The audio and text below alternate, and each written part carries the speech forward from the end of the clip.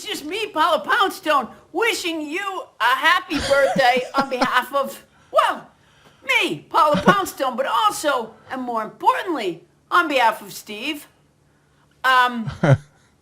He didn't tell me, like, what birthday it is. He just said you were 6'5". But that doesn't tell me what birthday it is. Unless you grow an inch every year. That's going to take a lot of math. No, then you'd be, if you grew an inch every year, then you'd be 24, 29. Then you'd be 29, right? Huh. Well, young Scott, you know what? I don't celebrate my birthday anymore. I mean, I know when it is, and I don't deny the fact of aging. I have a neighbor who's a friend I've known for a long, long time, and I'll say to her, like in February, I'll go, do you maybe want to go to dinner or something? And she'll go, oh, I can't. A friend of mine's taking me out for my birthday dinner. And that'll be like, anytime you mention it in February, anytime you mention going out, she can't because someone's taking her out for her birthday dinner. But that's not the weird part of the story. Here's the weird part of the story, Scott. Her birthday's in August. She's just like that. So if she has a friend in June. that didn't, celebrate with her on her actual birthday, then she still holds them accountable throughout the year. And the effect of this is that basically she celebrates her birthday almost every day. I just couldn't do that. And I guess I've rebelled against the fact that she does that by going the opposite way, which is that I don't really. And okay, it may not be entirely her fault. The other thing is, when my kids were growing up, I got out of the block so fast on kid birthdays that I just, by the time they were 3, I'd already run out of ideas. I'd already just, outdone myself. Here's just one example. When my son turned 1, my youngest, we gave him a surprise party. And he was too little to talk yet, but when he, over several months, when he developed language, he told me that he had been totally surprised. He said he had no idea.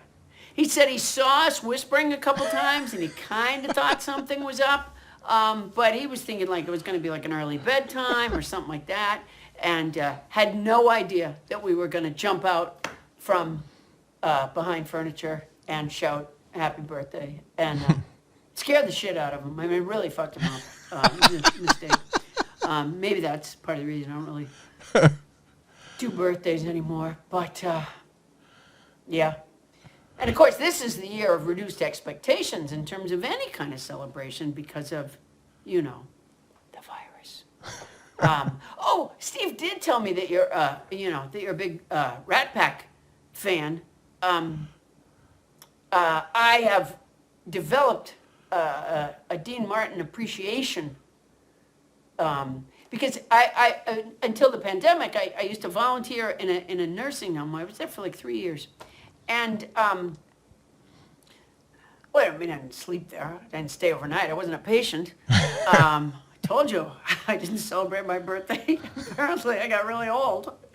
I didn't even notice. No, I used to go there and volunteer in the activities room, although I always say to people, don't let that word activities fool you. But one of the things that I did was I bought them a lot of CDs and a boombox, and I used to... I would DJ, because I just liked having music in the room. And I would try to choose music that was, had older origins so that it, is good for the memory and, the weird relationship between memory and music. And in doing this, I sort of stumbled on a Dean Martin CD. And oh my gosh, is it good. My favorite one is Money Burns a Hole in My Pocket. Do you know that one? It's great. I think it's just like Best of Dean Martin. It's worth looking into, Scott. Okay. All right. I don't know. I mean, I'm just guessing that you're 29 because Steve gave me your height and I figured out that mathematical formula, but it doesn't mean you're 29. I'll tell you, you know what? I think my favorite birthday was, or one of my favorites, was when I turned 5. Because I got a set of little pots and pans, and I loved that. I played with those things so much. And my sisters, I was the youngest, my sisters took a box and flipped it over and drew stove burners on the, remember, like the coils, on the bottom of this box with magic marker. And yeah, so I would, cook on there. You'd think that I would have become like a chef or had a great interest in cooking at home. I don't. I never did. In fact, even when my kids were growing up, we ate out, not mostly, but we ate out a lot. I'm not a cook. In fact, now, they don't live at home anymore, but now, during the pandemic with the stay-at-home order, well, I don't go out to eat anymore, of course, and so I've lost weight because, I still cook in those little pots and pans, and so the servings are very, very small, and also everything is cold, because you can't really heat something on cardboard and magic marker. That's been a problem. All right, Scott, it was so nice talking with you. You know what? It sounds like Steve really loves you. You should know that. You don't want to waste that kind of thing. Good connections between people.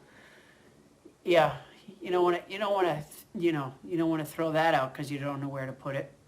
All right, you take care of yourself.